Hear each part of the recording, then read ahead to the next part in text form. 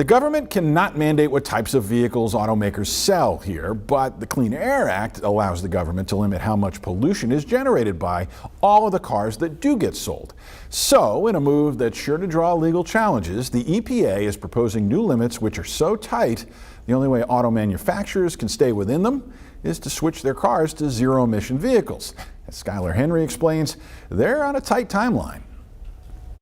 The Biden administration announced tough new emissions standards Wednesday aimed at cutting pollution and increasing sales of electric vehicles. I'm pleased to announce that EPA is proposing the strongest ever federal pollution technology standards for both cars and trucks. If the proposed rules are enacted, the EPA estimates that by 2032, 67% of all passenger vehicles sold, such as cars, trucks, and SUVs, will be electric.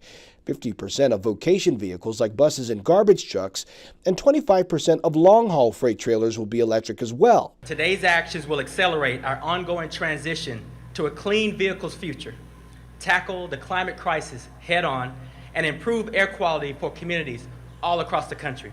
The EPA says its rules would help avoid 10 billion tons of CO2 emissions. That's about 2 years' worth of CO2 emissions in the U.S.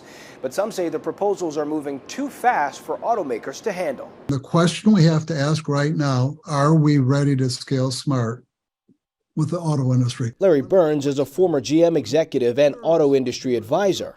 He says the EV market is still young and there's a lot more to learn before they take over the market. This is tough work to do.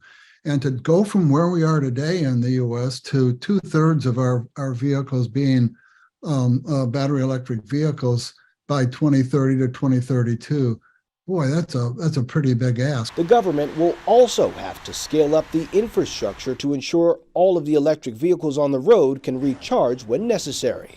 Skylar Henry, CBS News, Washington.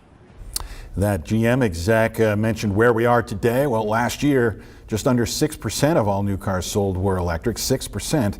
Electric trucks accounted for fewer than 2% of new trucks sold.